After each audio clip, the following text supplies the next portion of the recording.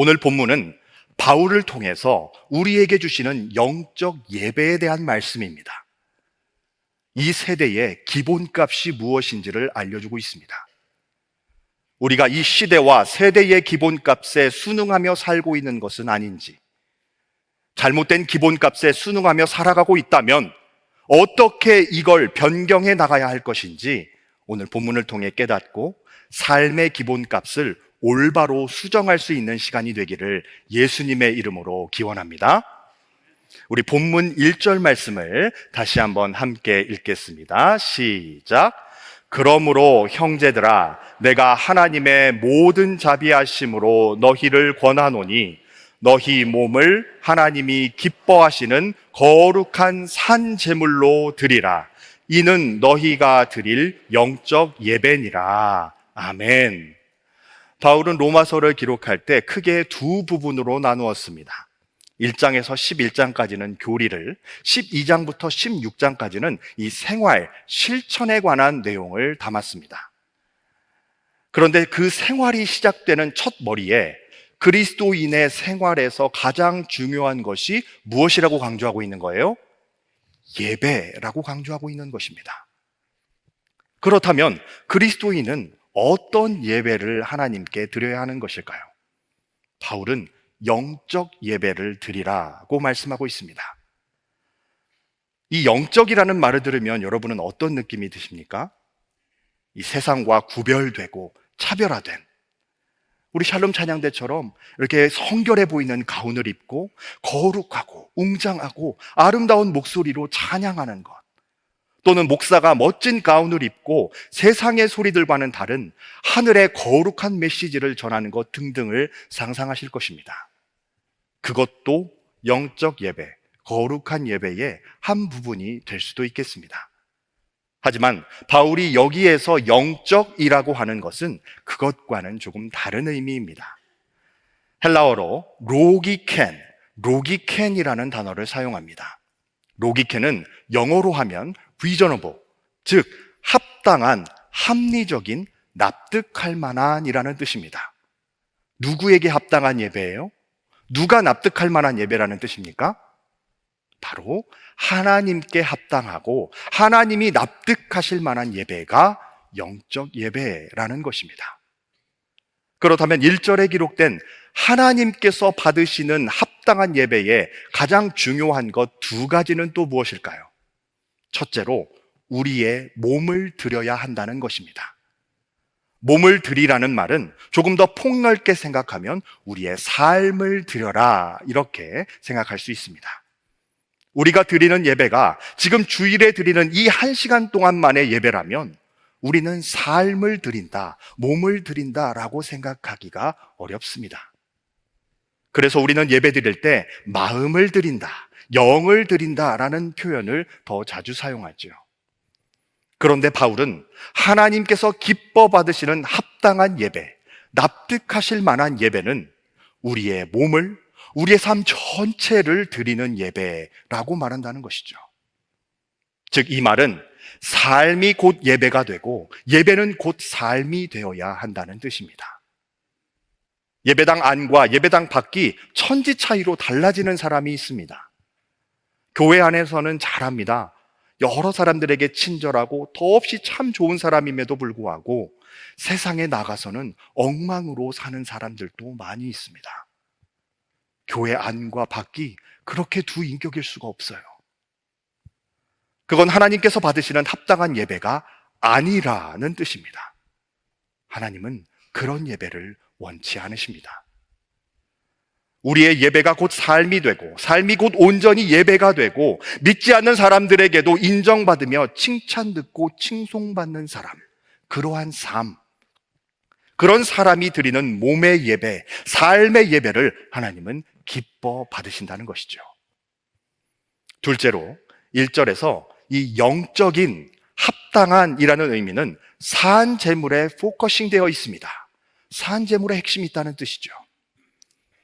산 제물을 떠올려 보면 아브라함이 모리아 산에서 아들 이삭을 번제로 묶어 태워드리려 했던 예배를 생각할 수 있습니다. 이것은 아브라함이 원한 예배는 아니었죠. 세상에 어떤 아버지가 아들을 묶어서 불태워 제물로 드리고 싶겠습니까? 100세에 낳은 아들, 그렇게 사랑했던 아들을 아브라함은 번제로 드리고 싶었던 생각이 추호도 없었습니다. 그런데 하나님이 원하셨습니다. 그렇게 원해서 100세의 아들을 주었더니 그 아들에게 푹 빠져서 나를 찾지도 않고 예배드리지도 않는 아브라함, 너의 그 아들을 모리아 산에 가서 나에게 번제로 바쳐라. 하나님이 원하셨습니다. 그러므로 산 제물이라는 것의 의미는, 산 제물로 드리는 이 예배는 내가 원하는 것이 아닌 하나님이 원하시는 예배를 뜻합니다. 오늘날 많은 사람들은 자기 방식대로, 자기가 원하는 욕망대로 그 욕망을 따라서 예배합니다. 무속신앙을 가진 자들, 타종교 신앙인들과 다를 바가 없습니다. 하나님 신앙을 하지 않는 자들은 자기 욕망을 투영하여 자기 신에게 예배하지 않습니까? 돈 더 많이 벌게 해달라고, 수능이 다가오는데 우리 자녀 좋은 대학에 합격하게 해달라고, 내 병 낫게 해달라고, 명예를 가지게 해달라고, 승진하게 해달라고, 출세하게 해달라고 등등등. 사람들은 그렇게 욕망을 투영하여 자기 방식대로 예배하고 있습니다. 그렇게 예배드리지 말라는 뜻입니다. 하나님께서 원하시는 예배를 드리라고 거듭 말씀하고 있습니다. 정리하면 합당한 예배, 하나님께서 받으시기에 납득할 만한 예배는 우리의 삶을 드리는 예배이고 하나님께서 원하시는 방식으로 예배드리는 것입니다. 바울은 여기서 이것을 조금 더 구체적으로 우리에게 알아듣기 쉽게 설명합니다. 오늘 본문 2절을 함께 보시면서 함께 읽겠습니다. 너희는 이 세대를 본받지 말고 오직 마음을 새롭게 함으로 변화를 받아 하나님의 선하시고 기뻐하시고 온전하신 뜻이 무엇인지 분별하도록 하라. 아멘. 바울은 로마 교회에 편지를 쓰면서 이 세대를 본받지 말라고 합니다. 당시 로마 세대, 로마 시대의 기본값은 무엇이었습니까? 그 특징을 3가지 정도로 정리해 볼 수 있습니다. 첫 번째 기본값은 십자가를 부끄러워하는 것입니다. 그 당시 로마인들에게 십자가는 수치요, 공포 그 자체였습니다. 흉악범들과 죽을 죄를 범해서 사형 선고를 받은 사람조차도 십자가형을 수치스러워하고 두려워했습니다. 그도 그럴 것이 십자가형에 언도되면 동물의 뼈가 박힌 그 채찍에 맞습니다. 그 채찍에 맞으면 살점이 터져나가고 뼈가 으스러졌다고 하죠. 그 상태로 십자가를 지고 언덕까지 올라가야 합니다. 올라가는 동안에도 매질을 당합니다. 겨우 언덕에 올라가면 십자가를 뉘어놓고 그 위에 눕습니다. 그리고 그 죄수의 손과 발에 대못이 박힙니다. 그리고 십자가를 일으켜 세웁니다. 손과 발이 못에 의지해서 온몸이 축 늘어집니다. 몸에서 피가 흐르고 물이 다 빠져나갑니다. 그 상태로 서서히 죽어갔던 것이죠. 그렇게도 죽지 않으면 병사가 와서 허리에 창을 찌릅니다. 온몸에서 물과 피를 다 쏟아냅니다. 그래서 정신이 혼미해져 갑니다. 새들이 와서 눈을 쪼고 몸을 쪼아 먹습니다. 그런데 정신이 남아있을 때 가장 수치스러운 것은 온몸을 다 발가벗겨 버리는 것입니다. 그래서 당시 로마인들에게는 십자가는 수치였고 두려움이었습니다. 그랬기 때문에 당시 그리스도인들도 내가 믿는 예수가 십자가에 매달렸다는 사실을 드러내기를 부끄러워했습니다. 예수님은 아무런 죄가 없으셨음에도 불구하고 온 인류를 위해 십자가에 달려 죽으셨건만 사람들은 십자가를 수치스럽게 여겼습니다. 그래서 그 세대의 특징을 십자가를 부끄러워한 세대라고 규정할 수 있습니다. 두 번째는 그 당시 로마 세대의 기본값이 혼합주의적 특징을 가지고 있다라고 말할 수 있습니다. 당시 로마 사람들이 가장 사랑했던 공간은 판테온 신전입니다. 기원전 27년에 세워진 이 판테온 신전에는 그리스 로마 신화에 나오는 신들이 다 모셔져 있습니다. 사람들은 틈만 나면 판테온 신전에 가서 제우스와 헤라를, 아폴론과 포세이돈을 숭배했습니다. 그 외에도 수많은 신들을 모아놓고 숭배했습니다. 그런데 AD 80년에 판테온 신전이 대화재로 소실되었습니다. 로마인들이 그냥 방치했을까요? 그들은 AD 125년에 다시 판테온 신전을 재건했습니다. 그만큼 사랑했다는 것이죠. 그들은 여러 신들을 다 섬기는 혼합주의자들이었습니다. 그래서 로마인들은 예수 그리스도도 그 많은 신들 중에 한 분이라고 간주했습니다. 하나님도 그 신들 중 한 분이라고 생각했다는 것이죠. 혼합주의가 판을 치는 세상이 로마의 그 세대였습니다. 그것이 그들의 기본값이었습니다. 세 번째, 당시 로마 세대의 기본값은 약육강식이었습니다. 그들은 콜로세움이라는 원형 투기장에서 예수 믿는 사람들을 잡아다가 맹수에게 던져주었습니다. 맹수가 따라다니면서 그리스도인들을 갈기갈기 찢어놓고 숨을 끊어놓습니다. 글래디에이터, 즉 검투사들은 한 사람이 죽을 때까지 결투했습니다. 로마인들은 그 모습을 보고 열광했습니다. 그 세대 전체가 약육강식의 세대였습니다.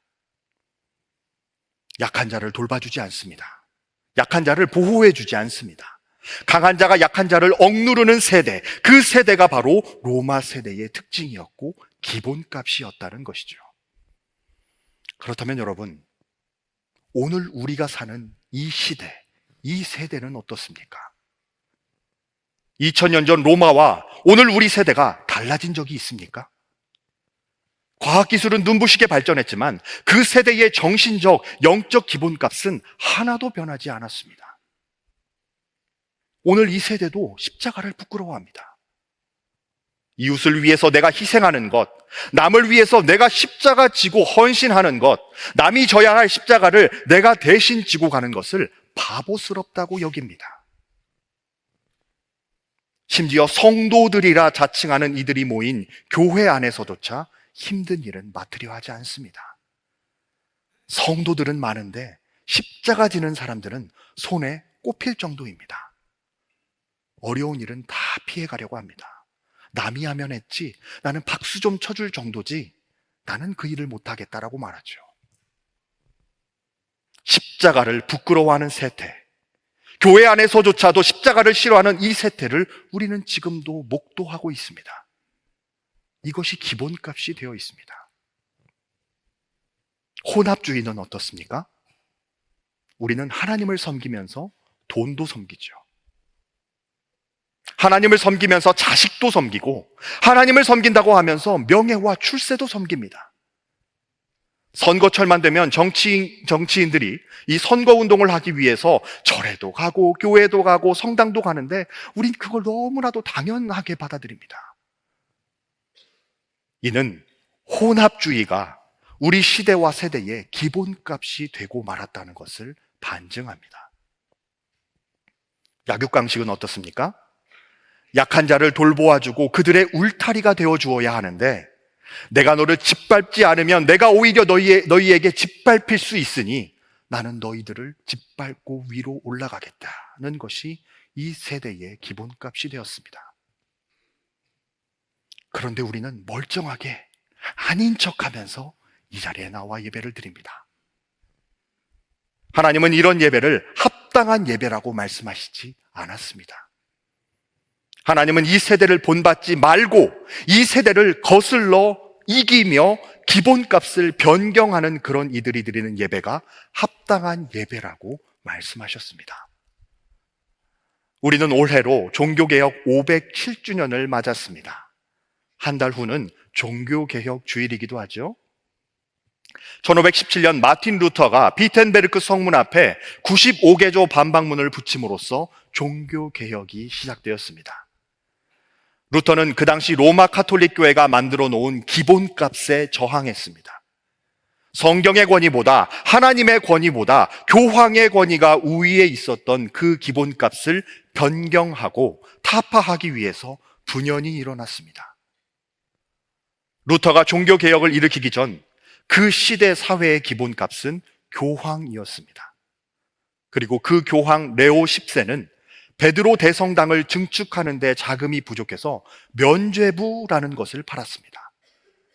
면죄부는 카톨릭 교리의 연옥과 있다 있습니다. 즉, 천국에 바로 올라가지 못하고 연옥에서 대기하고 있는 조상들의 영혼은 후손들이 면죄부를 구매하여 그 구매한 동전이 헌금한 바닥에 땡그랑 소리를 내며 떨어질 때 연옥에서 천국으로 올라갈 것이다 라고 설교했다는 것이죠. 성경에 그런 말이 어디 있습니까? 돈으로 구원받는다는 말이 성경에 어디에 있습니까? 사제들과 그 당시 종교인들은 그것이 거짓말인 것을 다 알고 있었습니다. 그런데 한마디도 하지 않았습니다. 왜냐하면 교황의 말이 성서의 권위보다 위에 있는 것이 그 당시의 기본값이었기 때문입니다. 아무도 말하지 않았습니다. 루터 혼자 말했습니다. 루터가 성경을 읽어보니 특히 바울이 로마서를 통해 피력한 이신득의, 이신칭의, 즉 오직 믿음으로, 오직 은혜로 구원받는다는 말씀은 있는데 돈으로 구원받는다는 말씀은 찾아볼 수가 없었던 것이죠. 루터가 집안이나 학벌을 비롯한 배경이 좋았던 것도 아니고 별다른 힘이 있었던 것도 아니었습니다. 그런데 아무리 성경을 읽어봐도 이 세대의 기본값이 틀렸기 때문에 그것을 틀렸다고 말하고 95가지 틀린 것들을 반박하여 비텐베르크 성문에 써붙인 것이 종교개혁의 시작이었다는 것입니다. 그렇다면 우리는 오늘 이 세대를 본받지 않으려면 기본값을 어디에 두어야 할까요? 바울이 이렇게 말합니다. 우리 본문 2절을 다시 한번 함께 읽어주시겠습니다. 시작.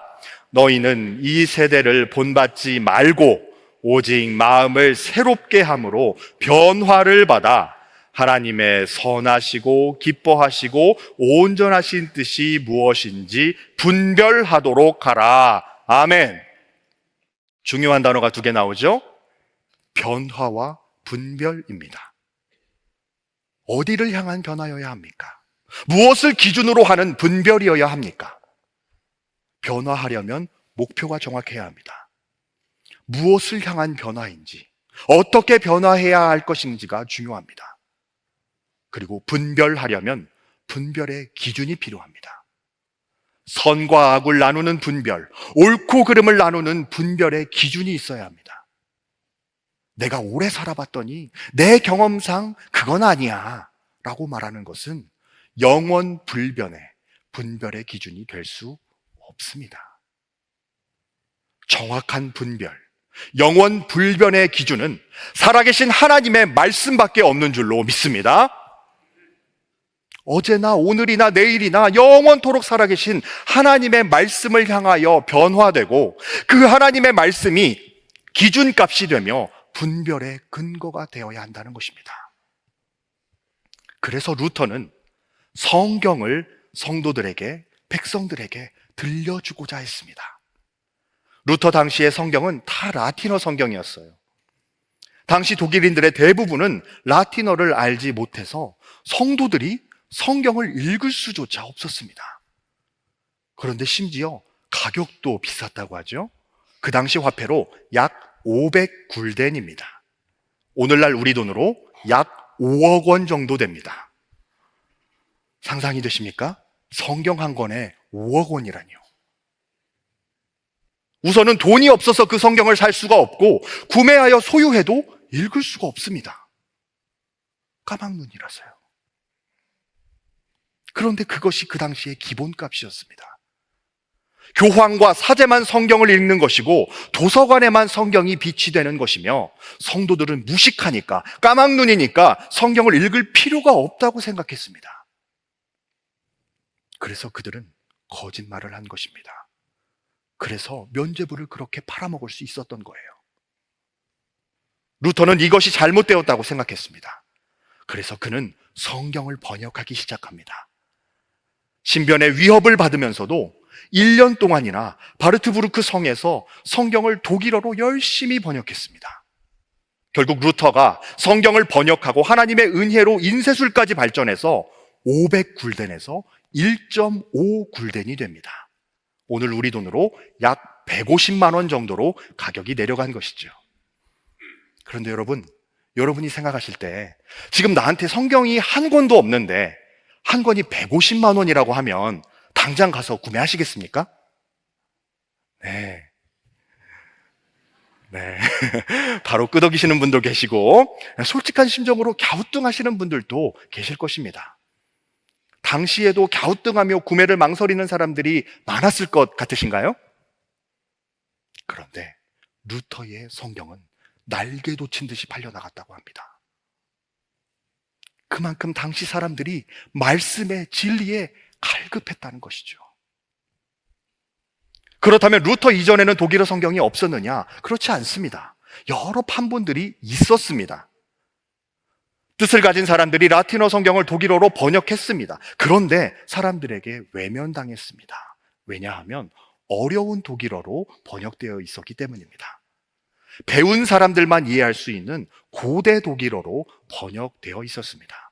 그런데 루터는 라틴어나 고대 독일어를 못 배운 자들도 당시 일반인들이 사용되는 독일어만 읽을 수 있으면 누구나 다 알아듣고 은혜 받을 수 있는 시장통 언어로 독일어 성경을 번역했습니다.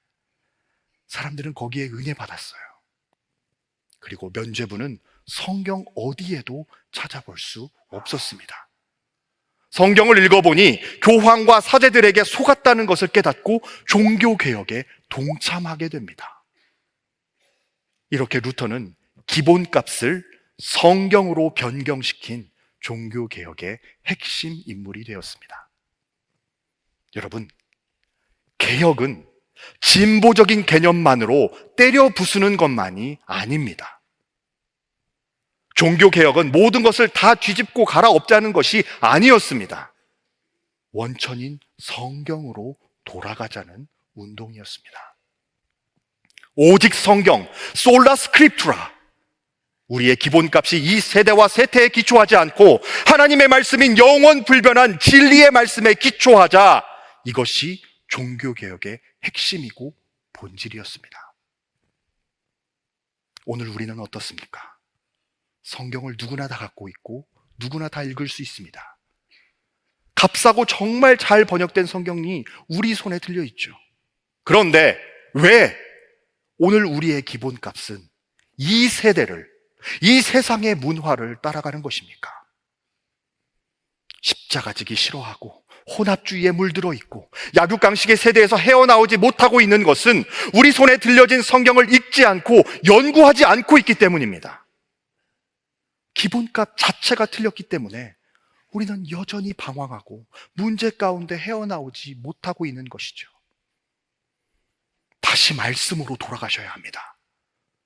열심히 읽고 열심히 묵상하고 열심히 성경 공부하고 하나님의 말씀을 내 삶의 기준 가치로 붙잡고 그 가치로 세상을 분별할 수 있어야 합니다. 그런 성도들이 많아지면 우리가 손잡고 연대할 수 있습니다. 그래서 세상을 향하여 소리 높일 수 있습니다. 기본값 자체를 변경하라고 외칠 수 있다는 것입니다.